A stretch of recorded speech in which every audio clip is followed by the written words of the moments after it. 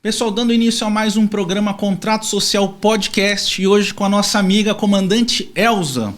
Comandante Elza, seja muito bem-vinda ao nosso programa Contrato Social.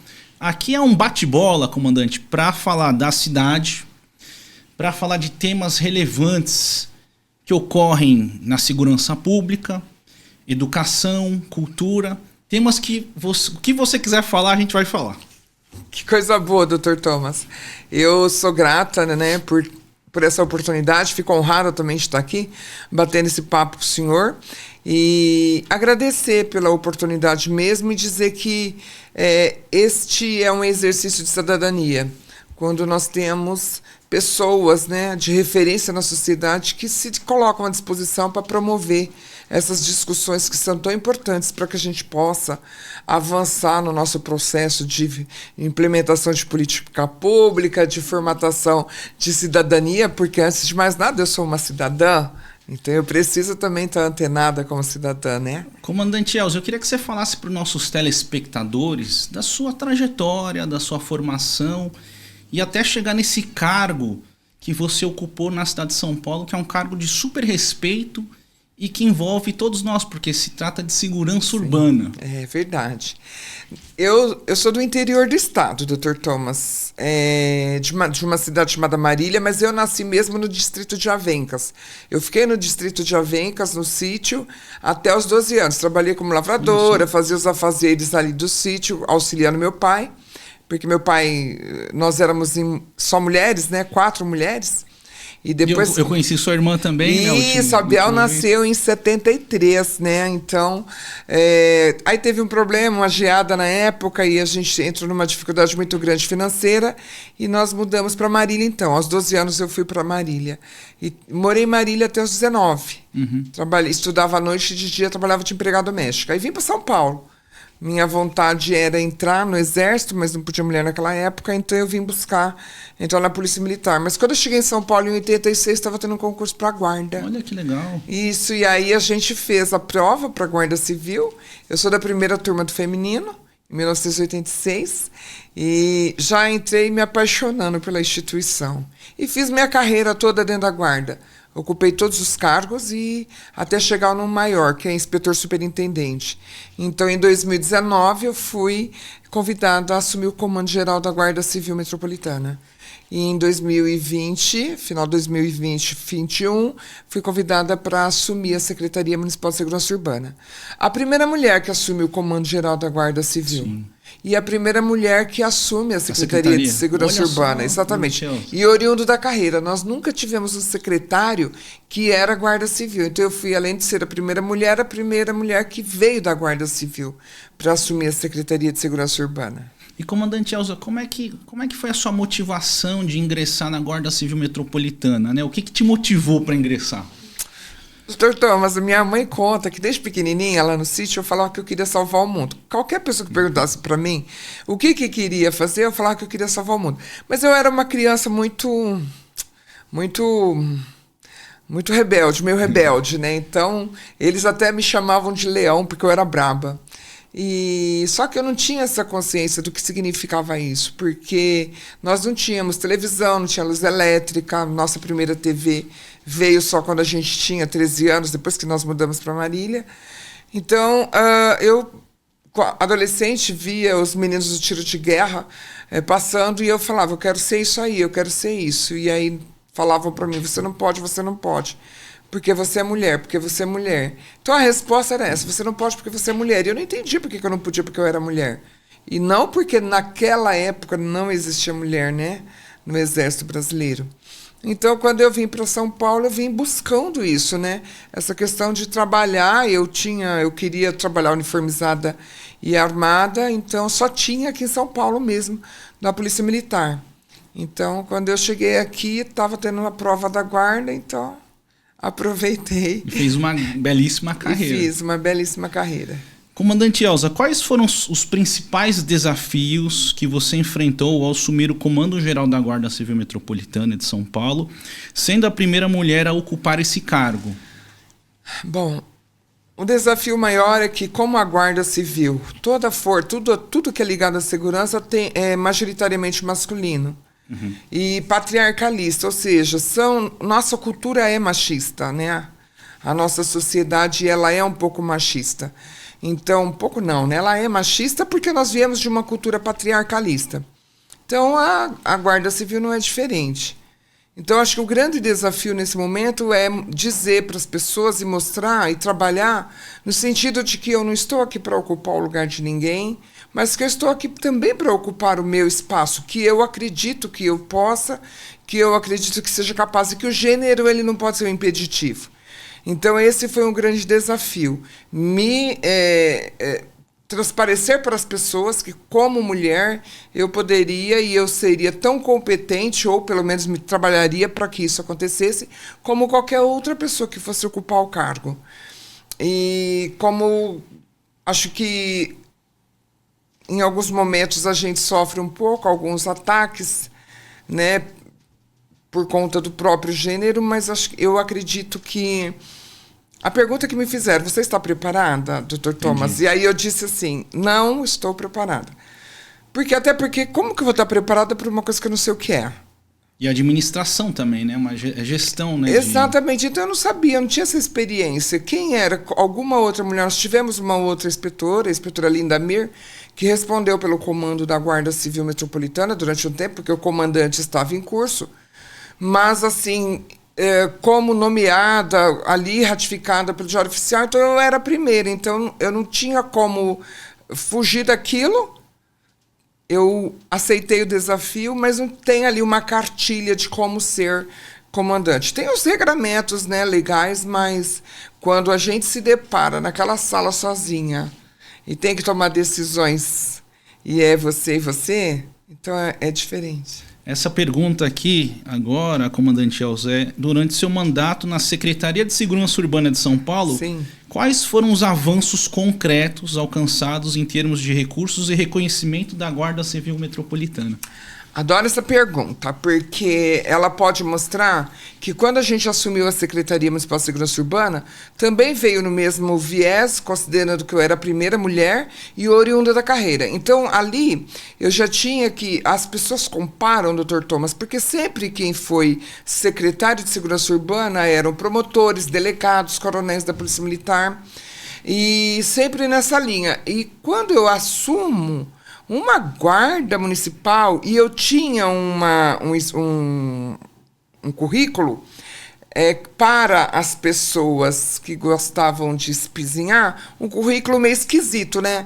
Ex-doméstica, mãe solteira, que eles falavam, né? Ex-doméstica, mãe solteira e negra. Olha que currículo bonito. Então, eu tinha que, naquele momento, me reafirmar, mais uma vez, como uma pessoa competente. E o Bruno Covas, o prefeito, quando eu assumi o comando, houve algumas críticas públicas e ele veio a público e disse: a comandante Elza não foi escolhida para ocupar para a cota de mulheres de negra, ela veio pela competência dela. Aquilo para mim foi muito importante, porque ele ratificou uma escolha pela competência, não pela cota de mulheres de negra. Uhum. Né? Então, que naquele momento não cabia essa justificativa. Então, quando eu vim para a secretaria, com toda a minha experiência e com tudo aquilo que eu vivi dentro da Guarda, eu entendia que nós tínhamos 3 questões muito importantes para ratificar na Guarda Civil. Externar para a sociedade que a Guarda é uma instituição técnica e que ela é capaz de desenvolver as suas atribuições legais com tanta maestria quanto qualquer outro órgão do Sistema Único de Segurança Pública, em especial forças policiais. No segundo momento, que nós tínhamos que trazer para esse agente uma valorização pessoal para que ele pudesse se sentir pertencido a essa instituição e, mais do que se sentir pertencido, devolver para a sociedade esse bem-estar de que ele também está sendo reconhecido como cidadão e como agente da administração pública. Uhum. E, no terceiro momento, a própria valorização, né, nos equipamentos, no armamento, no fardamento, na viatura, na parte de comunicação e reforma de unidade e também na questão da capacitação. Então, para a gente, isso foi muito importante. Fazer esse reconhecimento, trazer para que esse guarda tenha orgulho daquilo que ele faz e que a sociedade possa reconhecer nele um instrumento, né, da segurança. É um instrumento municipal, mas ele não tem menos ou mais valor porque ele é guarda ou porque ele é municipal. Entendi. Não, e eu participei, comandante, a convite de vocês, da formação dos novos guardas civis metropolitanas. E eu nunca tinha visto um evento tão bacana, né? Desde da marcha deles, desde todo aquele cronograma de etapas que você tem da guarda. Então, assim, para mim, como um cidadão, olhando aquilo, é uma alegria, porque é um grande respeito também desse cerimonial para a cidade de São Paulo. E eu tive o prazer de conhecer o senhor num momento difícil para a gente também. Né? Foi na época da pandemia. E para nós, naquele momento, estávamos todos buscando uma resposta que nós não tínhamos ainda. Então, a gente contou com o apoio do senhor e da vossa comunidade na questão de equipamentos, né, de proteção individual. E eu sou muito grata por isso, porque naquele momento não tinha onde a gente buscar. Então, foram alguns amigos que se posicionaram, né, se colocaram conosco ali lado a lado, a gente fala ombro a ombro, né, para trazer essa segurança um pouco mais para o agente. Então, eu aqui quero já agradecer publicamente pelo senhor ter feito isso, mobilizado a comunidade e trazer para a gente essa segurança naquele momento tão inseguro que todos nós vivíamos, independente da profissão. Obrigado, comandante Elza. Agora eu quero falar de um tema super importante, que é o programa Guardiã Maria da Penha, que eu sei que você fez um trabalho super bacana. Ele é uma referência no combate à violência contra a mulher. Quais foram os principais resultados alcançados pelo programa durante a sua gestão, comandante? Eu assumi o programa Guardiã Maria da Penha. Ele foi criado em 2014, através de uma parceria do Ministério Público e a Secretaria das Mulheres, Secretaria de Direitos Humanos da Prefeitura do município de São Paulo, com a Guarda Civil Metropolitana. O objetivo é fiscalização de medida protetiva de urgência. Então, nós começamos lá com 2 viaturas, somente na região central da cidade de São Paulo. Quando eu assumi o programa em 2017, 2018, na virada, né, 2018 ali que eu comecei mesmo, nós conseguimos, então, em um ano, expandir de 2 para 9 viaturas e ocupar toda a cidade de São Paulo. Então, não ficávamos só na região central. Fomos para toda a cidade de São Paulo.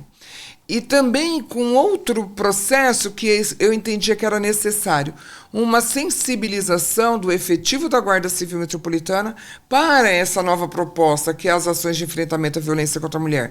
Então, eu precisava que esse agente, em qualquer cadeia, em qualquer lugar que ele estivesse, ele pudesse entender o que significa violência e, mais do que entender, atender essa pessoa em situação de violência com o atendimento humanizado e a escutativa. Nossas equipes são especialistas em atendimento humanizado e escutativa. E nós entregamos, né, quando a gente saiu do comando e foi para a secretaria, já com 14 viaturas. Foi criada a Inspetoria de Defesa da Mulher e Ações Sociais, ampliou esse trabalho da Guarda Civil Metropolitana, não ficou restrito somente à fiscalização de medida protetiva, mas também a gente atuar fortemente nas ações de prevenção, em especial fortalecendo a rede de proteção municipal, que é a rede mais robusta do país, e nós temos orgulho de dizer isso. O município de São Paulo tem a rede mais robusta do país. É suficiente, doutor Thomas? Ainda não. Mas a gente tem trabalhado em cada organismo para que possa continuar fortalecendo essa rede e em qualquer espaço que essa pessoa em situação de violência ela se encontre e venha ingressar na rede, que todos nós tenhamos condições de dar encaminhamento ali a partir. Então, não é dizer que a porta de entrada é só a delegacia de polícia, não. É importante? Extremamente importante. Mas se ela for parar no posto de saúde, se ela parar numa unidade da guarda, se ela parar no centro de referência da mulher, na casa da mulher, aonde quer que essa pessoa em situação de violência esteja, vai ser acolhida. Tem que ser acolhida. Comandante, eu sei que o fortalecimento da GCM é das suas principais bandeiras. Sim. Em termos de números, como está o efetivo atual da GCM e quais são os planos ou propostas para aumentar esse contingente ou melhorar a formação dos agentes? Quando eu assumi o comando da Guarda Civil, eu assumi com 6.200 homens. Quando eu passei o comando para o comandante Agapito, eu já passei com 5.900. Então, ali começou uma luta e contra o tempo, porque eu tinha ali, em 2 anos, uma parte grande que ia se aposentar, assim como eu, que são as pessoas oriundas das primeiras turmas. Então, a gente conversou com o prefeito, já estava no plano de metas, né, a contratação de 1.000 novos homens. Conversamos com o prefeito Ricardo Nunes, ele autorizou, então, a fazer ali 2.000 homens no primeiro momento, que ele contratou. Ele contratou 1.000, depois mais 500, então a gente conseguiu chegar, né, hoje a 7.200, mais ou menos, 7.000. Quase chega a 7.500, eu não tenho o número exato, porque isso é muito... Cada dia um assina, porque estava devendo documento, e cada hora um aposenta. Então, é um número dinâmico. Então, essa foi uma das nossas propostas. Uma outra questão que a gente trabalhou muito, fomos muito criticados, inclusive, por causa disso, foi a questão do subsídio, quando nós tivemos que pensar num momento onde fortalecia o guarda ingressante na carreira, para que a gente pudesse manter e reter a instituição, porque por conta do salário, o que acontecia? Eles prestavam concurso, chegava, o salário era muito ruim, porque o salário do guarda ingressante era R$750. Então, quando ele chegava aqui, ele ganhava R$750, mais o RTP, que é 750, dava 1.500. Mas a prefeitura tinha uma lei que não podia pagar menos de 2.200. Então, dava um subsídio para ele chegar a 2.200. Percebe? Entendi. Então, fica muito... Então, não conseguia reter. Então, o guarda entrava, via que o salário era muito ruim e ia embora. Então, a gente precisava reter esse agente novo na instituição, para que a gente pudesse fortalecer a base para pensar, né, na instituição como um todo. Então, a gente conseguiu... Como uma carreira mesmo. Como uma carreira mesmo. Então, aumentou o salário em mais 70%. Hoje, o guarda ingressante, ele entra ganhando R$3.800, tem uns quebradinhos. E, a partir daí, alguns benefícios que alguns recebem, como periculosidade, a questão quando ele é motorista, ele está numa região estratégica, enfim. Então, isso foi uma das coisas que a gente fez. Enfrentamos muita resistência, mas deu certo. Agora, é claro que o próximo desafio é pensar na carreira como um todo, né, a questão salarial. E também uma coisa que foi muito legal foi a troca de todo o armamento da instituição. Nós conseguimos trocar todo o armamento da instituição, né, por calibre 9mm. Antes era o que? Era revólver? Nós tínhamos revólveres de vários calibres, de várias polegadas, aliás, de várias polegadas, 38 de várias polegadas, algumas armas longas, e algumas .40, mas .40 muito pouco. Então, eu entendia que ou a gente tinha para todo mundo uma arma melhor, porque o 38, muitos eram os antigos. O prefeito Ricardo Nunes, ele falou assim, os pica-pau, era estilingue, porque infelizmente. E a gente conseguiu fazer esse processo, o recebimento de 2 uniformes anuais também, o investimento em motocicletas, em viaturas, equipamentos, né, rádios, nós conseguimos adquirir que a gente chama de GCM Mobile, para eliminar um pouco o papel. O guarda fazer aquele processo ali no seu aparelho, né, portátil, e já entra direto no sistema da Guarda Civil Metropolitana, e isso já vai sendo computado automático. Como um processo dentro da Guarda. Exatamente. Então, por exemplo, eu estou aqui como gestor ou comandante, e eu entrar no sistema da Guarda Civil Metropolitana, eu tenho tempo real o que está acontecendo. Por exemplo, as ocorrências que aconteceram naquele dia, as rondas, porque ele vai lançando automático. Então, essa parte da tecnologia que a gente conseguiu investir nesses últimos 3 anos foi muito importante. Além disso, né, a questão dos nossos rádios, né, dos nossos HTs, e a vitória maior foi a questão do Smart Sampa, né? E hoje o Smart Sampa, comandante, tem quantas câmeras? Hoje eu não sei falar exatamente, mas a última informação que eu tive foi semana passada, 16 mil câmeras a mais. Da prefeitura. Da prefeitura. Claramente que a sociedade civil, ela pode agregar, e a gente sabe que tem algumas empresas que já estavam agregando, né? Esse sistema do Smart Sampa, ele é um sistema agregador. Então, ele não é engessado, eu vou ter 20 mil câmeras e parou. Não, ele agrega. Então, além dele agregar, além dele ter as câmeras inteligentes da prefeitura, que a nossa proposta é 20 mil até o final do ano, né? Além dele ter essa câmera inteligente, ele vai agregar também outros equipamentos. Então, nós temos... essas câmeras estão espalhadas pela cidade inteira? Pela cidade inteira. A ideia, o planejamento é que ela seja... instalada na cidade inteira. Claramente, Dr. Thomas, que algumas regiões vão requerer mais instalação do que outras. Então, o que foi pensado naquele momento? A questão de ocorrências policiais, equipamentos e população. Então, a região central da cidade claramente vai concentrar o maior número de câmeras. Além dela trazer esse reconhecimento, né, facial, ele traz também reconhecimento de placa. Então, a vantagem para nós nesse momento é que, além da gente localizar pessoas desaparecidas, que é maravilhoso esse resultado, também pessoas que estão foragidas da justiça, carros roubados, e também fortalecer a nossa cooperação, né, com a Polícia Civil, com a Polícia Militar. Então, hoje, a Polícia Civil ela tem acesso para que ela possa receber esses dados e transformar esses dados em informação. Comandante Elza, a gente tem aqui um bloco especial que eu te peço para você indicar 1 ou 2 livros, ou pode ser um documentário, pode ser um filme, e a gente vai fazer isso no segundo bloco. E aí nesse bloco, então, eu vou pedir para soltar a vinheta. Produção, pode soltar a vinheta.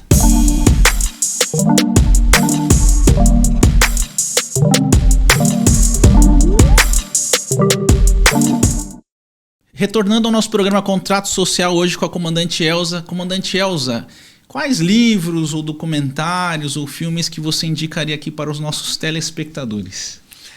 Puxa vida, viu? Eu li muito na minha vida. Filme eu lembro de um que eu já assisti muitas vezes, que é o Vento Levou. E por que O Vento Levou?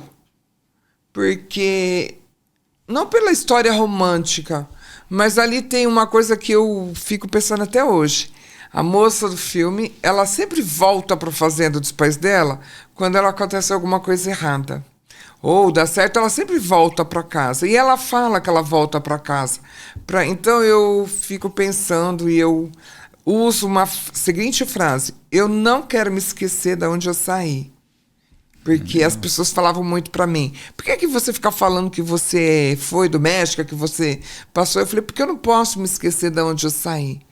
Porque nesse caminho que eu estou trilhando, me perder... né? É muito fácil. Então, se eu esqueço de onde eu saio, me perco onde eu quero chegar. Então, eu não posso me esquecer de quem eu fui. E esse, acho que foi uma das grandes lições que eu recebi dos meus pais. E assistindo o filme, tinha muito daquilo, né?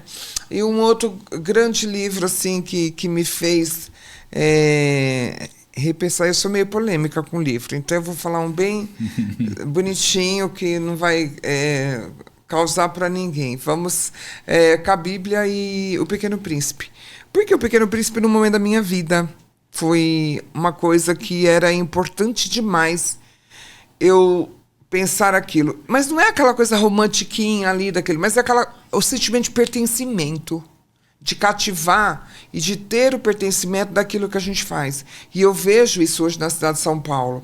Falta muito o sentimento de pertencimento das pessoas. Então, quando eu cativo, quando essa cidade me cativou um dia, eu sou apaixonada por São Paulo, e ela me cativou um dia, ela me acolheu. Então, como... Mas acho que da sua história são várias histórias, comandante, né? Na cidade de São Paulo, porque acho que São Paulo acolhe. Não é? E aí, de repente, você fala assim: caramba, ela me acolheu com tanto amor e carinho, apesar de toda a sua brutalidade, por que eu não ter esse pertencimento a ela? Né? Então, tu te tornas responsável Sim. por aquilo que cativas. Então, eu também sou responsável pela cidade de São Paulo. Eu sou responsável pela rua, eu sou responsável pela praça, eu sou responsável pelo lixo que eu jogo na rua, que eu não jogo, e que isso me deixa muito aborrecida quando eu vejo, pela falta de cuidado com o bem público, que o bem público é meu. A semana passada eu escutei isso. Eu fui falar com uma pessoa que estava fazendo mau uso de um equipamento municipal e ela respondeu para mim, isso é público. E eu fiquei muito entristecida, porque eu disse, é público, é meu, é seu. É de todos. É de todos. Aqui é o quintal, é a porta de entrada da nossa casa. E as pessoas têm esse sentimento, é público, eu posso destruir. Né? Então, é muito, muito, muito estranho isso. Comandante Elza, com a sua experiência que você tem em cidades inteligentes e sustentáveis, Sim. você é mestre nesta área, como que você enxerga essa integração de tecnologias como internet das coisas, inteligência artificial, para a melhoria da segurança nas grandes cidades? Aqui seria o Smart Sampa. Fundamental, Dr. Thomas, fundamental. Porque nós chegamos... as pessoas comparam muito a Guarda Civil de hoje com a Guarda Civil de antigamente. Porque tinha um guarda que ficava aqui no teatro. A humanidade evoluiu, a sociedade evoluiu, nós vivemos aí uma revolução industrial, nós vivemos uma globalização da informação e um avanço da tecnologia e da internet, principalmente. Uhum. Então, como que a gente vai manter aquele processo em 1920 e agora em 2024? É preciso que a gente consiga evoluir. Então, isso é fundamental para que a gente possa, e na segurança, em todas as áreas, mas a gente está falando em segurança, que é a minha área, é onde eu posso agregar e trazer. Olha que coisa muito legal. Eu tenho uma informação, vamos usar o Smart Sampa como exemplo. Eu tenho uma informação de Smart Sampa que ele vai me dar, por exemplo, quantas pessoas frequentam um determinado lugar. Então, quando eu comecei a trabalhar com Guardia Maria da Penha, nós recebemos a seguinte solicitação da Secretaria de Direitos Humanos, Coordenadoria de Política para as Mulheres. Aonde nós temos mais ocorrência de violência contra a mulher? Então, a gente fez a pesquisa, X localidade. Uhum. Por que aquela secretaria precisava dessa informação? Porque é nessa localidade que ela instalou 2 equipamentos. Entendi. Então, instalou equipamento. Então, como é importante isso? Eu tenho um dado... Uma pesquisa, né? Uma pesquisa. E eu posso transformar essa pesquisa em informação para me subsidiar a fazer política pública, para que eu possa fazer planejamento, planejar as minhas ações e ter aquilo como ali guardado, porque a gente precisa dessa informação. E compartilhar, porque essa história de que se faz segurança como uma única instituição não dá certo. E nós estamos testemunhando isso. Então, hoje a integração das instituições é muito forte. Mas não só a integração na rua, mas a integração também da informação. Que informação que eu tenho que é importante para a Polícia Civil? Que informação que eu tenho que é importante para a Polícia Militar? E eu vou ser mais audaciosa ainda. A segurança privada tem um papel fundamental também nesse processo. A vigilância privada, né? Exatamente, a vigilância privada. Por quê? Porque eles estão no território muitas vezes que nós não estamos. Eles têm informação que muitas vezes nós não temos. O segurança de rua, né, de bairro. Exatamente, do condomínio. Do condomínio. Eles têm uma informação que a gente muitas vezes não tem. E por que a gente não usa esta informação? Transformar isso é importante. E, por último e não menos importante, que eu acho que é o que nós temos de mais importante, é a questão de você poder potencializar tudo isso que você pega de maneira crua, transformar e devolver como é isso que a informação e a tecnologia nos faz. Eu vejo no começo, quando a Guarda foi pioneira, no sobrevoo de drone aqui em São Paulo, no Brasil. Foi a primeira instituição policial que usou drone no Brasil. Foi a segunda que fez um salvamento no mundo, segunda instituição que fez salvamento aquático. Primeiro foi na Austrália, segundo foi aqui na Guarda Civil, na Guarapiranga. A Guarda que fez um salvamento aquático. Então, olha que coisa. E quando nós começamos com aquilo, a gente olhava meio assim esquisito. E os smartphones que a gente usava para fazer os GSM Mobile para fazer? A dificuldade para nós entender que eu poderia fazer, né, aquele digitar ali do outro lado já saía. Quando a gente pensa, eu sou analógica. Então, você já imagina a dificuldade que eu tenho para entender algumas coisas. Agora eu já estou melhorando um pouco. Mas na época eu tinha muita dificuldade. Então, quanto que nós conseguimos avançar? Georreferenciar um processo. Sim. Mário, eu preciso saber como que eu faço, como que eu transformo. Então, para nós é fundamental. Graças a Deus que a gente tem avançado bastante nesse processo, trocado bastante informação. E aí, então, você acredita, comandante Elza, que essa interação e essa integração das forças de segurança urbana com a polícia militar, a polícia civil, é necessária? É necessária. É fundamental. É fundamental, inclusive a guarda apoiando. Sim, nessa investigação. É fundamental. Nós participamos de alguns momentos com a Receita Federal, com a Polícia Federal. Quando se trata de município que a gente pode colaborar, a gente o faz, e é importante que o façamos, né? Quando temos alguns eventos, grandes eventos que a gente chama, que precisa de fato, todo mundo está ali focado, é importante que todos estejam focados, capacitados.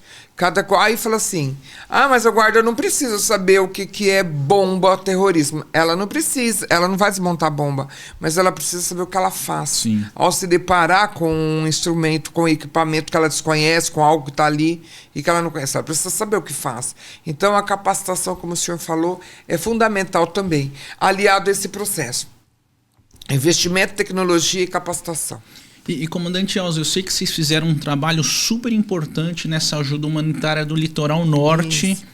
E também na crise do Rio Grande do Sul. Sim. Vocês mandaram viaturas, pessoas para aquela região. Como é que foi fazer essa operação toda, comandante Elza? Foi muito legal. Foi um dos meus maiores orgulhos. São Sebastião, prefeito Ricardo. A gente já estava ansioso, né? A gente tem como ajudar, a gente tem como ajudar. Como é de outro município, a gente tem uma limitação aí, né? E a gente tem como ajudar. Quando o prefeito Ricardo Nunes me ligou e falou, Elza, a situação lá em São Sebastião está ficando cada vez mais complicada, a gente tem como mandar? Eu falei, tudo que o senhor precisar. Desde ambientar, e falei para ele, tudo que o senhor precisar. Ele falou, então prepara que a gente vai descer. Eu falei, tá bom. E aí, isso foi no domingo, né? Quando foi à noite, a gente já estava com tudo preparado. Como ia ser transporte de animais, é preciso ter um pouco de segurança. E a gente, então, foi para o dia seguinte, na segunda-feira de madrugada. E foi tão bom, Dr. Thomas, aquilo acontecer. Não que o desastre, não. Foi bom que a gente tinha condição de ajudar, né? De ajudar. Capacidade técnica de ajudar. Capacidade técnica de enviar pessoas e equipamentos para ajudar, para auxiliar. Porque num momento como aquele, se a gente não se desprender de algumas prerrogativas, às vezes pautadas em egoísmos institucionais, a gente vai continuar assistindo pessoas, animais, bens sendo perdidos, né? E muitas vezes com condição de fazer. Então, para a gente foi motivo de orgulho. A guarda realmente, no começo, o Canil, ele deu lá uma diferença muito grande. Até hoje o prefeito, eles já foram homenageados. Já fui lá em São Sebastião, né? Que o prefeito também já homenageou e fortaleceu. O que acho que mais importante de tudo isso é que a gente possa entender que nós temos condições e capacidade técnica de executar. Eu não quero usurpar. E não estou falando de usurpação de função, não. Estou falando de capacidade. De uma colaboração. De colaborar, de ter coisas que estão aqui que não estou usurpando função nenhuma e eu posso fazer.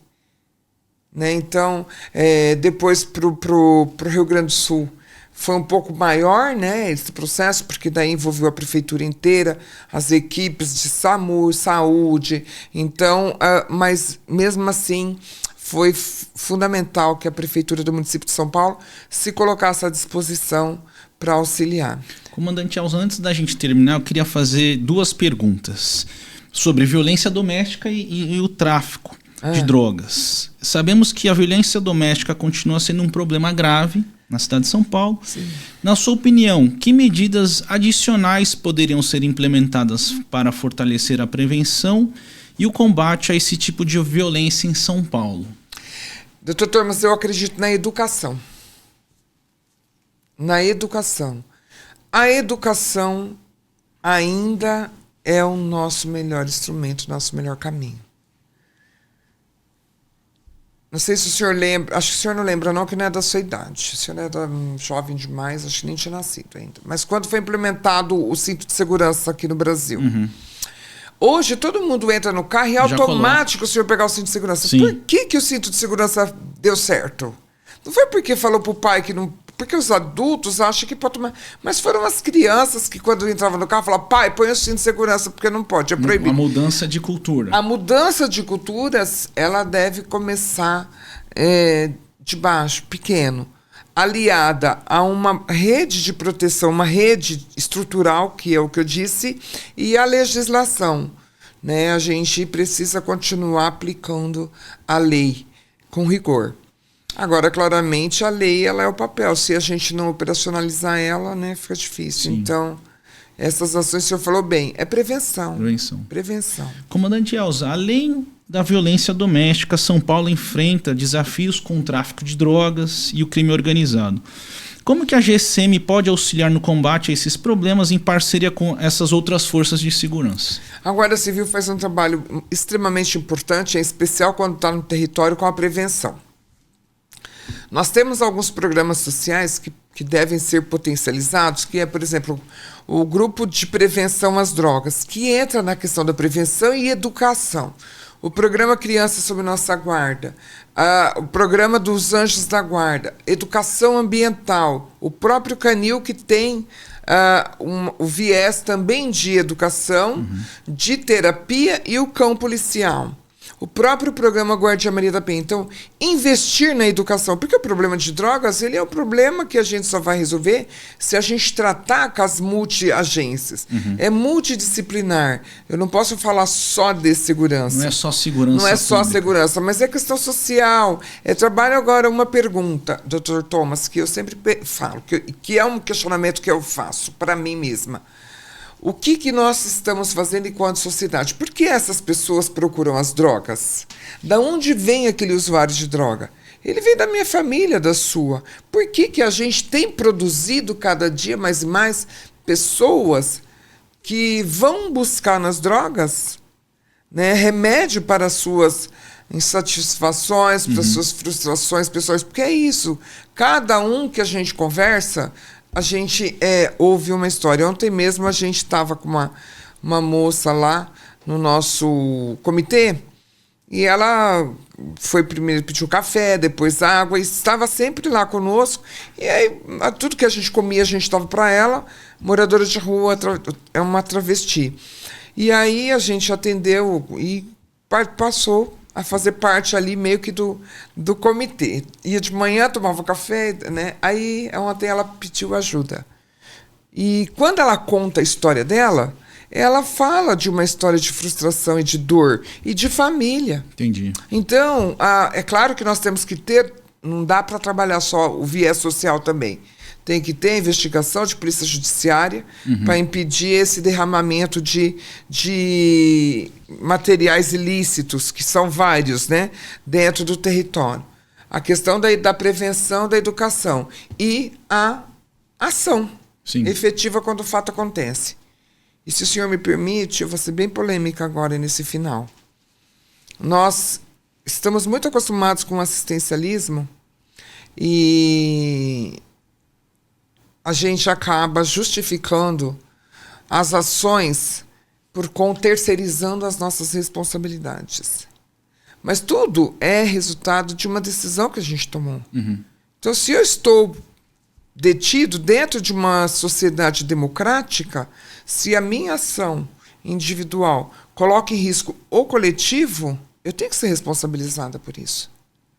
Porque a liberdade, eu tenho que ter a consciência de que, para eu ser livre, eu também tenho que ser responsável. Sim. né? Eu acho que esse tema encaixa direitinho com o nosso podcast, que é o contrato social. Comandante Elza. Bom, estamos já no fim do nosso programa, Comandante Elza. Eu queria que você fizesse aqui algumas considerações finais, o que você achou do programa. E se você quiser também passar algum recado para a população, para as mulheres, o que você quiser, fica à vontade. Doutor Thomas, eu quero mais uma vez agradecer por estar aqui no Contrato Social. E é muito gostoso conversar, porque eu adoro conversar sobre o sistema. O senhor viu que eu sou meio Bom, eu sou fisioterapeuta, filósofa, mestre em cidades inteligentes, sustentáveis e guarda civil metropolitana. Então, e sou ainda, né, na minha religião, a placa da minha instituição religiosa é a Católica Apostólica Romana, então o senhor já vê que tem uma contradição nesse ser aqui. Mas o que eu quero dizer é que eu descobri que eu não posso transformar o mundo, mas eu posso fazer micro-revoluções em pequenos mundos, aqui onde eu estou. E fazer essas micro-revoluções significa ter a consciência de quanto eu sou importante e qual é de fato o meu papel para fazer essa mudança. Então eu também sou responsável por essa transformação. A transformação que eu busco, a transformação que eu quero, eu também sou responsável. E neste momento que eu estou agora, mais ainda, né? Porque eu estou buscando, né, um novo patamar, um novo ciclo da minha vida. Não sei se posso falar. Um novo ciclo da minha vida. Mas dizer para as mulheres em especial, nós não podemos ficar o tempo todo, não é do meu feitio, nunca foi, de ficar acreditando que eu não seria capaz, porque eu sou mulher. Eu ouvi muito isso na guarda, né? Até eu encontrei um rapaz essa semana que me falou, vai lavar louça, que seu lugar é lá na cozinha. Então dizer, eu posso. Eu vou ficar cansada? Vou, mas eu posso fazer isso. E qual é a minha limitação? A minha limitação talvez seja a minha fé, a minha consciência e os meus princípios. Demais, não tem mais nada de limitação. Acho que eu sou aquilo que eu almejo, que eu quero, que eu sonho. E como diz Bruno Covas, força, foco e fé. Pessoal, quero agradecer até agora a participação de vocês no nosso podcast Contrato Social, hoje com a Comandante Elza, que deu uma aula de segurança pública e é um paradigma, sendo a primeira mulher comandante da GCM e também assumiu a Secretaria de Segurança Urbana da cidade de São Paulo. Então, Comandante Elza, muito obrigado pela sua participação. Pessoal, e até a próxima. Até a próxima, doutor Thomas. Mais uma vez, que Deus o abençoe e continue sendo um instrumento de transformação na minha vida, na vida de quem está nos assistindo, na vida de todos nós. Muito obrigada. Obrigado, comandante. Obrigada.